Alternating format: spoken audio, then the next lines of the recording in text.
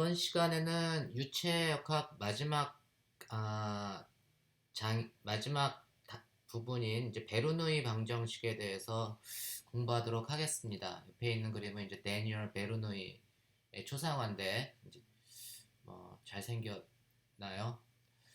베르누이는 이제 1700년에 태어나서 1782년에 꽤 오랫동안 사는 과학자입니다.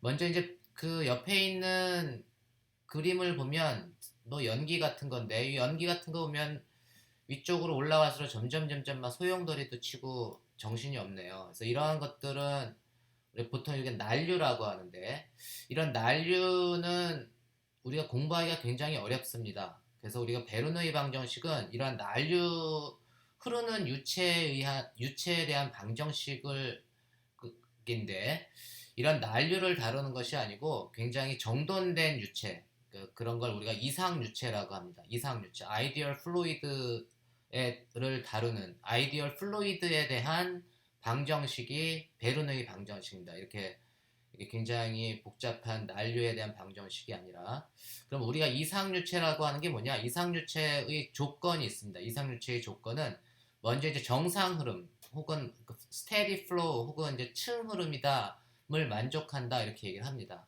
정상 흐름 또는 층 흐름을 만족하는 유체를 정상 유체라고 하고, 우리가 그 스트림라인, 그 유체의 선을 그리면 이 선이 서로 이제 선을 그리면 이제 선이 이제 깔끔하게 서로 교차되지 않게 이렇게 그려지고, 그 각각 이 스트림라인의 매 순간마다의 속도는 그 이 유선의 스트림라인의 접선 방향이 그 유체의 속도를 나타내는 거다.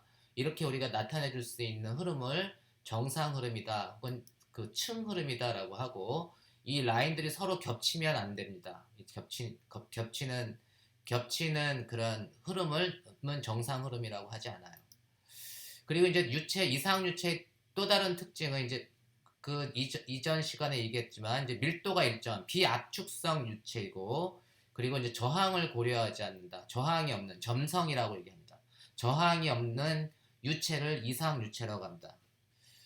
이러한 그 세 번째는 이제 유체가 지금 이거 위에 있는 난류처럼 연기처럼 막 이렇게 로테이션하는, 회전하는 이러한 유체는 우리가 이상 유체라고 하지 않습니다. 그래서 이게 회전하지 않고 그 층 흐름을 이루며, 그다음에 비압축성이고 저항이 없는 유체를 이상 유체라고 하고, 베르누이 방정식은 이러한 흐르는 이상 유체에 대한 방정식, 에너지 방정식이라는 거로 이해하시면 되겠습니다. 먼저 우리가 이제 그 연속 방정식에 대해서 좀 설명을 드리면, 연속 방정식은 유체의 질량 보존을 이용해서 만든 방정식인데, 예를 들면 이 그림은 이제 단면적이 달라지는 관이에요. 처음에는 이제 관의 그 폭이 굉장히 좁은 쪽에서 시작해서 이제 넓은 쪽으로 넓게 그 된 관인데, 이 좁은 관의 단면적을 A1, 그 다음에 이제 이상유체는 밀도가 일정하기 때문에 밀도가 모든 곳에서 로로 일정하고, 그 다음에 이제 관의 면적이 이렇게 커지면 이제 목이 커졌을 때 이 커진 부분의 단면적을 A2 이렇게 나타내겠습니다. 이러한 비압축성 유체, 관을 통과하는 비압축성 유체에서 여기 목이 단면적이 A1인 관을 통과할 때 이 유체의 속력을 제가 V1, 그 다음에 그때 단위 시간 동안에 지금 왼쪽 그 원에서 이제 오른쪽 원까지 이동한 거리를 제가 델타 t라고 하는 시간 동안에 이동한 거리를 V1 델타 t 이렇게 되겠죠. 이 유체의 속력이 V1이면 델타 t 시간 동안에 요만큼의 거리를 이동을 할 것입니다. 반면에 이제 이 유체가 요만큼 이동한 유체는 비압축성이기 때문에 오른쪽에서 영향을 받을 텐데, 왼쪽에 있는 단면적에서 약간 지금 단면적이 커졌기 때문에 이동한 거리는 좀 짧아지겠죠. 그래서 이때 유체의 속력을 V2, 이때 유체의 속력을 관이 큰 쪽에서 유체의 속력을 V2, 그리고 이게 V2가 델타 t만큼 이동한 거리가 V2 델타 t 이렇게 되겠죠.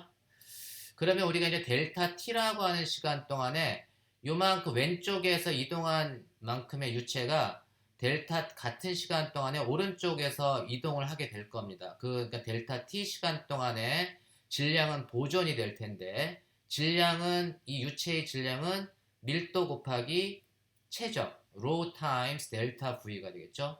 rho times 델타 v니까 그 델타 v는 왼쪽 관에서 이동한 거리에 대한 델타 v는 단면적 곱하기 이동 거리. 그러니까 실린더의 최적에 해당되는 게 질량이 될 테니까 A1 곱하기 V1 델타 T가 요 지금 유체의 질량이 될 테고 유체의 그 최적이 될 테고 그 다음에 A2 곱하기 V2 델타 T가 요 큰 그 이제 지금 단면적이 큰 실린더에 해당되는 유체의 최적이 될 것입니다. 그죠? 그래서 rho v가 항상 m이 일정하다 이런 얘기입니다. 질량이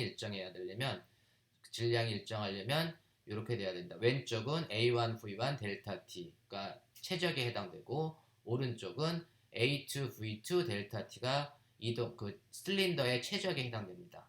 밀도도 같고 이동한 시간도 같고 그러니까 결국은 뭐냐면 A1 V1은 A2 V2 이것으로부터 우리가 질량 보존 법칙을 이용해서 우리가 그 왼쪽에 단면적 곱하기 속력은 항상 어떠한 단면적을 통과하던 간에 그 통과하는 단면적 곱하기 그 단면적을 통과하는 순간의 속력은 항상 일정하다. 해서 A1 V1은 A2 V2 이제 또 다른 목의 단면적이 A3면 뭐 A3 V3 이런 놈은 다 일정하다 이런 얘기입니다.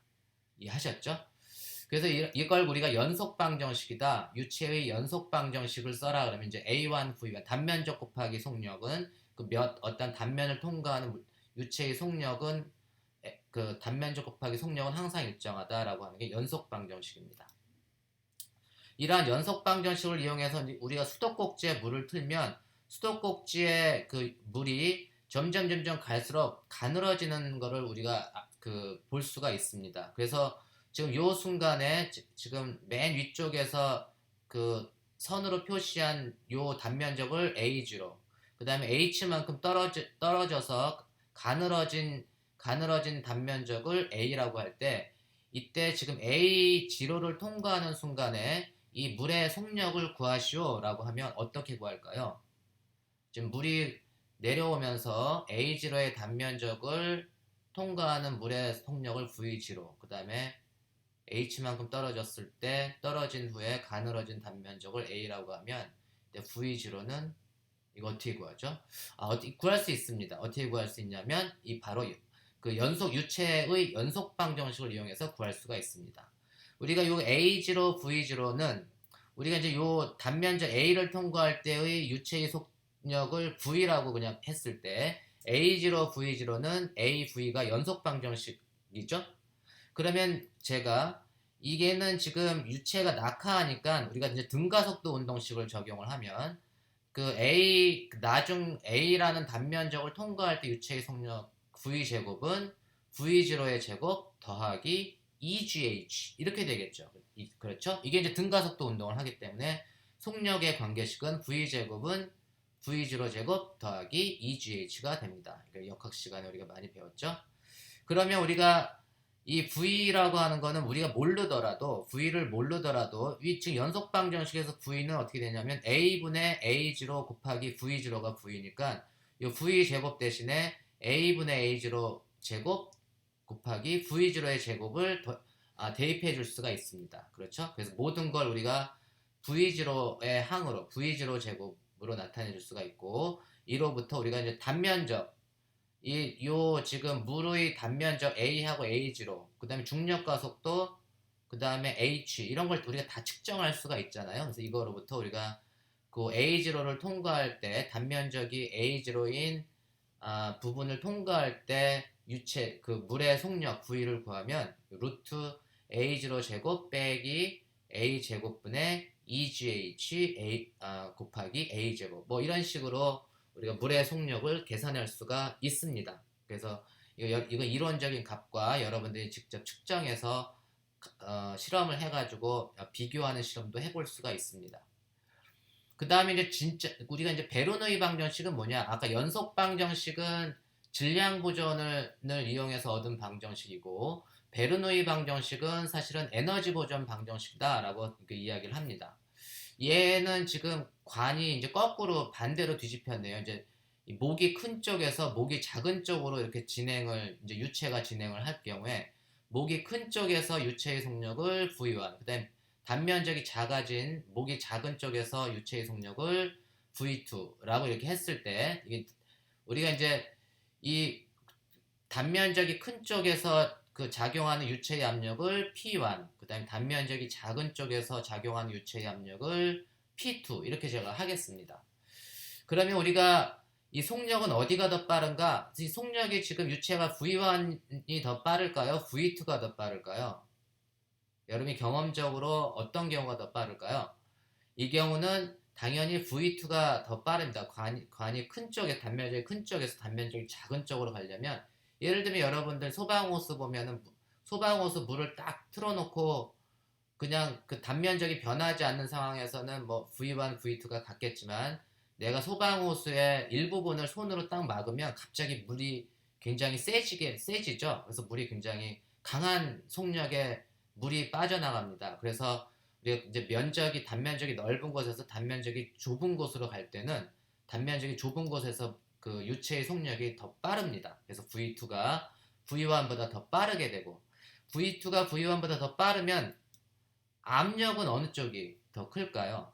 P1이 더 클까요? P2가 더 클까요? 이게 속력이 V2가 빠르면 P2가 더 큰가요?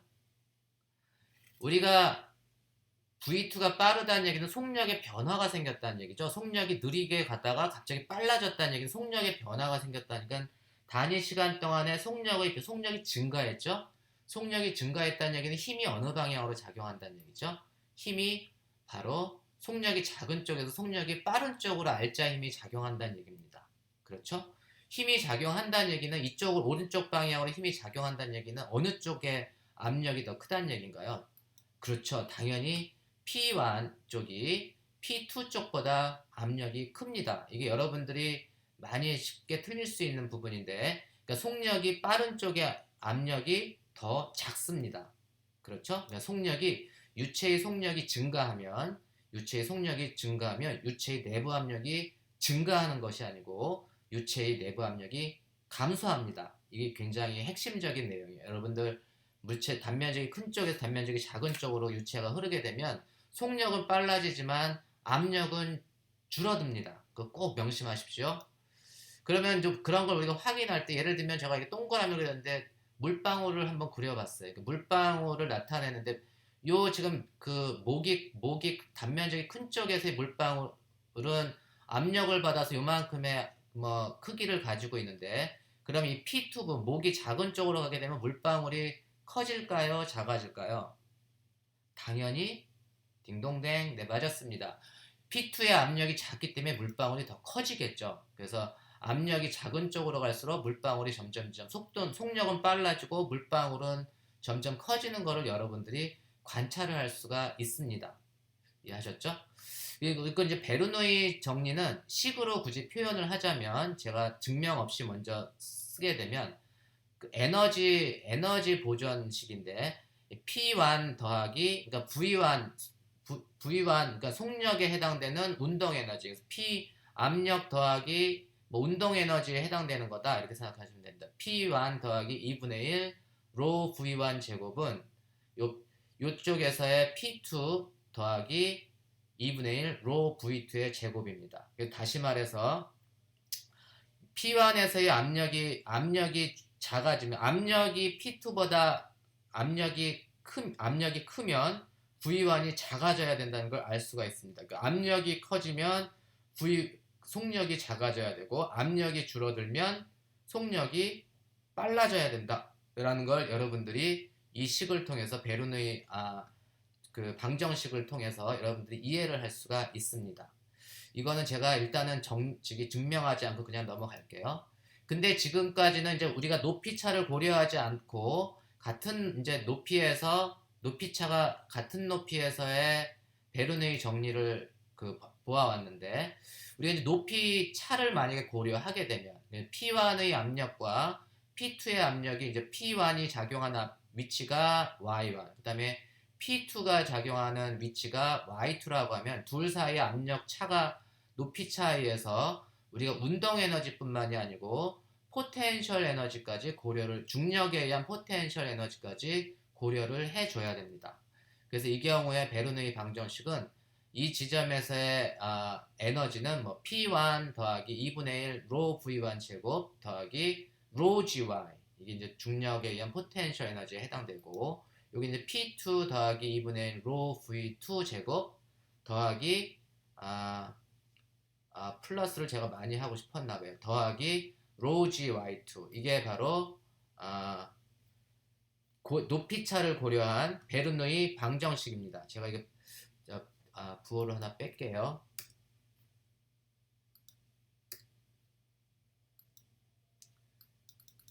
그래서 이제 높이차를 고려한 베르누이 방정식은 이게 운동 에너지 항 더하기 포텐셜, 중력에 의한 포텐셜 에너지 항까지 다 더한 것이 높이차를 이용한 베르누이 방정식이다라는 걸 여러분들이 이해하시면 됩니다. 이거는 궁금해하는 학생들, 꼭 증명을 하고 싶은 학생들을 위해서 잠깐 증명을 한번 해보도록 하겠습니다. 먼저 이제 베르누이 방정식을 증명을 하면 여기 이제 왼쪽에 압력이 작용한다는 얘기는 외력이 이제 작용을 한다는 얘기입니다. 그래서 외력이 F1이라는 힘이 작용을 해서 F1이라고 하는 힘이, 압력은 단위 면적당 작용하는 힘이니까 면적 곱하기 압력이 힘이죠. 그래서 P1, A1의 힘이 작용해서 유체를 요 지점에서 지금 오른쪽에 있는 지점만큼 이렇게 밀어낸 겁니다. 그래서 이제 외력이 델타 T라는 시간 동안에 그 V1 델타 T만큼 요게 이동을 시켰고, 그렇게 해서 외력이 유체의 한일을 제가 W1이라고 할게요. on the system은 외력이 시스템의 그 유체의 한일을 W1이라고 하면, 지금 요만큼 이동한 유체가 오른쪽에서 또 이게 이동을 할 거 아니에요. 그래서 여기 있던 유체가 지금 여기 있던 유체가 요만큼 델타 t라는 시간 동안에 v2 델타 t만큼 이렇게 이동을 한 거죠. v2 델타 t만큼 이동을 했는데, 이때는 유체가 오른쪽으로 일을 한 겁니다. 바깥에도 압력 P2가 작용을 하는데, P2라는 압력 혹은 힘으로 따지면 F2라고 하는 힘이 작용을 하는데, 그 힘을 거슬러 가지고 유체가 지금 오른쪽으로 일을 한 겁니다. 이해하셨죠? V2 델타 T만큼 이 P2A2라고 하는, 그러니까 F2라고 하는 힘에 거슬러서 유체가 한 일을 제가 W2라고 할게요. 그래서 이거는 유체가 요만큼 이동하는데 유체가 한 일이고, 여기는 외력이 유체를 요만큼 이동시키는데 한 일이에요. 그러니까는 외력이 한 일과 유체가 한 일은 이제 부호를 우리가 고려를 해줘야 됩니다. 그래서 외력이 한 일을 제가 WP라고 하면, 그때 WP는 W1을 이 플러스 부호면 W2는 음의 부호입니다. 왜냐하면 이건 유체가 한 일이기 때문에. 이해하셨죠? 그래서 부호가 얘는 양의 일을 한 거고, 얘는 이제 유체가 일을 한 거고, 얘는 유체의 일을 한 거고, 얘는 유체가 일을 한 거기 때문에 둘 사이의 부호는 반대가 돼야 된다는 걸 여러분들이 명심하십시오. 그러면 우리가 이제 W1, 요 P1, A1이 한 일은 힘 곱하기 힘의 방향으로 이동한 거리, F1 곱하기 힘의 방향으로 이동한 거리가 V1 델타 T. F1은 지금 P1, A1이 F1이죠. P1, A1 곱하기 V1 델타 T가 W1에 해당되고, W2는 유체가 한 일은 크기는 F2, 요 놈하고 크기가 같은 거죠. 그래서 F2는 P2A2 곱하기 V2 델타 T. 근데 크기는 같고 방향이 반대이기 때문에 W의 부호가 이제 빼기로 해주는 겁니다. 이해하셨죠? 그래서 우리가 그리고 이제 이 식과 우리가 W1이 얼마고 W2의 크기가 얼마인지 알고, 연속 방정식은 어떻게 되죠? A1 V1은 A2 V2가 연속 방정식이죠. 그래서 A1 V1은 A2 V2가 연속 방정식인데, 거기에 제가 델타 T를 양변에 곱해줬습니다. 양변에 그냥 똑같은 델타 t를 곱해주면 A1 V1 A1 V1 델타 t는 V1 델타 t는 이동거리, A는 단면적 곱하기 이동거리가 요 초록색 D가 A1 V1 델타 t에 해당되는 질량이고, 그 다음에 요 그린 D, 녹색 D에 해당되는 게 A2 V2 델타 t에 해당되는 최적이죠. 그래서 그걸 우리가 이제 이게 다 델타 V로 똑같습니다. 이게 질량 연속 방정식을 통해서 요게 이제 A1 V1 델타 T, A2 V2 델타 T가 델타 V라는 걸 알 수 있으니까 W와는 결국은 뭐냐면 P1 곱하기 델타 V, W2는 P2 곱하기 델타 V가 되겠죠. 그래서 외력의 한열 WP는 W1 마이너스 W2인데 얘는 P1 곱하기 델타 V 마이너스 P2 곱하기 델타 V 이렇게 됩니다. 그래서 우리가 외력이 한열, 내가 이제 왼쪽에서 압력을 가해가지고 유체를 이동시킬 동안에 한일은 P1-P2 델타 V가 되는 걸 이해하시겠죠? 그럼 이제 외력이 한일이 있고, 이렇게 내가 이제 압력을, 여기 있죠? 유체에 힘을 가해서 한일이 있는 반면에, 높이 차이에서 중력의 한일도 우리가 고려를 해줘야 됩니다. 중력은 아랫방향으로 중력이 작용을 하는데, 지금 얘는 유체는 위쪽 방향으로 움직인 거죠. 중력에 거슬러서. 그러니까 중력의 한일은 음의 일이다. 이렇게 힘 곱하기 힘의 방향으로 이동한 거리가 우리가 힘이 한일인데 힘의 방향과 이동한 거리가 반대잖아요. 그래서 이 중력의 한일은 음의 일을 한 겁니다. 그래서 우리가 중력의 한일은 mgh 이동한 유체를 이게 델타 m이라고 하면 이동한 유체는 델타 mgh 높이 차가 y2-y1 자체는 0보다 크니까 이게 음의 일이 되려면 부호가 네거티브가 돼야 됩니다. 그래서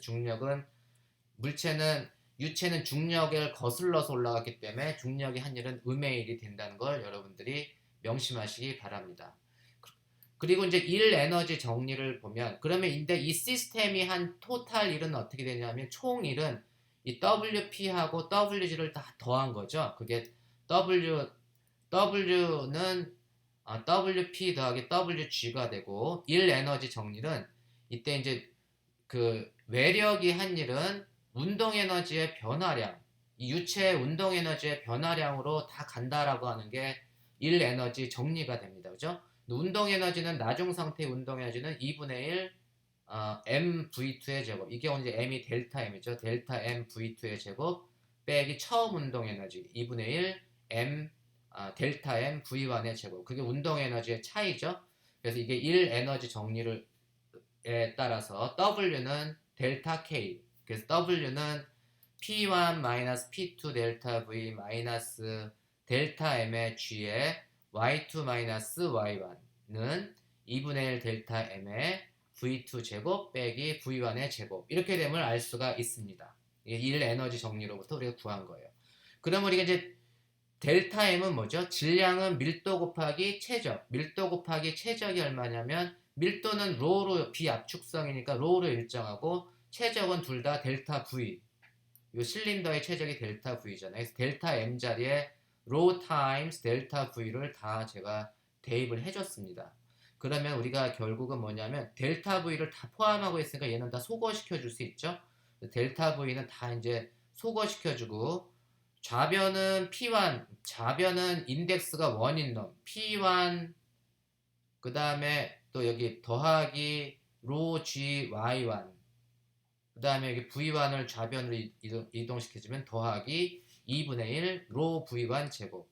나머지 인덱스가 아래 첨자가 2인 놈은 다 우변으로 이양시켜주면 여러분들 쉽게 P1 더하기 2분의 1 로 V1 제곱 더하기 로 GY1은 P2 더하기 2분의 1 로의 V2 제곱 더하기 2분의 1 로 V2 제곱 더하기 로 GY2임을 쉽게 여러분들이 증명할 수가 있습니다. 그래서 이렇게 해서 우리가 베르누이 방정식을 증명할 수가 있습니다. 이해하셨죠?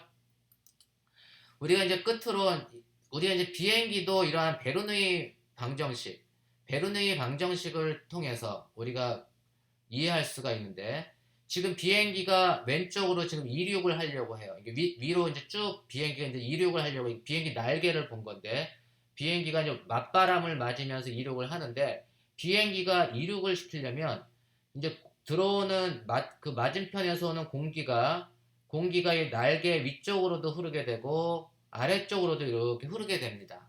그럼 얘를 띄우게 하려면 어떤 방식으로 띄우는 게 가장 좋을까요? 위쪽 부분의 속력이 날개의 위쪽 부분을 통과하는 공기의 속력을 빠르게 하는 게 좋을까요? 아니면 느리게 하는 게 좋을까요? 어떤 게 좋을까요?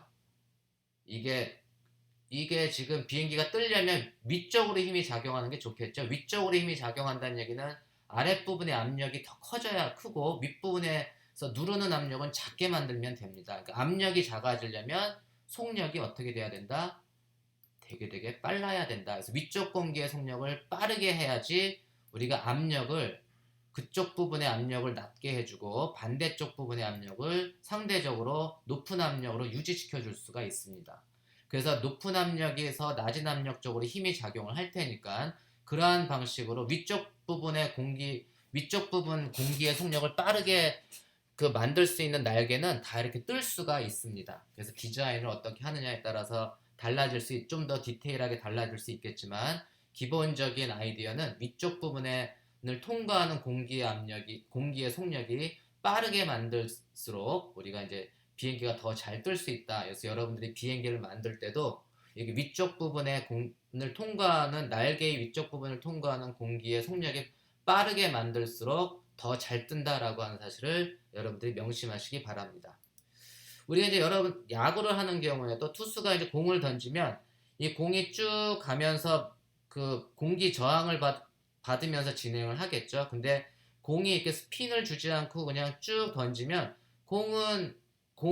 이 공의 윗부분과 공의 아랫부분을 통과하는 공기층이 거의 대칭입니다. 대칭이니까 위에서의 속력과 아랫부분에서의 속력이 거의 차이가 안 나요. 거의 차이가 안 나니까 위에서 누르는 압력 그리고 아래에서 누르는 압력이 거의 같겠죠. 그러니까 얘는 직진을 이렇게 하게 될 겁니다. 근데 포수가 너무 단조롭다고 자꾸 이런 공 던지면 저기 타자들한테 얻어맞으니까 좀 변화구 좀 던져, 좀 떨어지는 변화구 좀 던져. 그러면 투수가 어떻게 던져야지 떨어지는 변화구가 될까요? 공에 회전을 줘야 되는데 어떤 방향으로 회전을 주면 떨어지는 변화구를 줄 수 있을까요? 떨어지는 변화구라는 얘기는 뭐냐면 위쪽 부분의 압력이 더 세가지고 아래쪽 부분의 압력보다 더 세서 힘이 아랫방향으로 작용하게끔 만들어줘야 되잖아요. 힘이 아랫방향으로 작용하게끔 만들어주려면 요 공기층의 속력을 빠르게 해줘야 되는데, 요 공기층의 속력을 빠르게 해주려면 얘는 지금 왼쪽으로 공기가 지나가니까 이쪽 그 공의 스핀을 위에서 아래로 반시계 방향으로 돌려주면 여기에서는 아래쪽에서는 속력이 빨라지고, 그 다음 위쪽에서는 공기는 오른쪽에서 왼쪽으로 거는데 스핀은 왼쪽에서 오른쪽으로 하니까 여기서는 속력이 좀 느려지겠죠. 상대적으로. 그죠? 이해하셨나요? 그래서 이 아랫부분의 속력이 이제 빨라지게 되니까 이쪽 부분의 압력이 낮아지고 위쪽 부분의 압력이 높아져가지고 공이 이렇게 아랫부분으로 딱 떨어질 수가 있습니다. 이렇게 해서 여러분들이 이제 실생활에서도 이렇게 베르누이 원리를 적용해서 활용하는 방법을 익히시기 바랍니다. 그럼 이상으로 이 정도로 제가 유체역학에 대한 강의를 마치도록 하겠습니다.